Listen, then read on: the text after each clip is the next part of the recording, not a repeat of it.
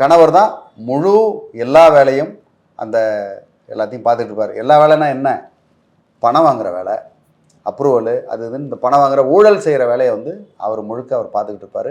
இவங்க வந்து எல்லாருக்கும் வர்றவங்களுக்கு என்ன நல்லா இருக்கீங்களா அப்படின்னு கேட்டுக்கிட்டு அனுப்பிச்சிக்கிட்டே இருப்பாங்க. போ போ போ போன்னு.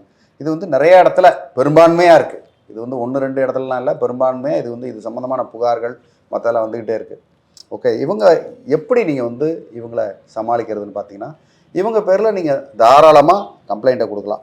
ஓகே, இவங்க வந்து இந்திய தண்டனை சட்டம் ஐபிசி 409 பிஎன்எஸ்ல வந்து செக்ஷன் 316 வரும். Criminal breach of trust by public servant அப்படின்றது. அதாவது எப்படின்னா பொது பணத்தை வந்து தவறாக பயன்படுத்துறது வந்து அந்த தலைவி அவங்க தலைவியோடைய கணவன்மார் அப்படி பண்ணும்போது இவங்களுக்கு ஆயுள் தண்டனை வரைக்கும் தண்டனை கிடைக்கிறதுக்கு உண்டான நிறைய வாய்ப்புகள் இருக்குது.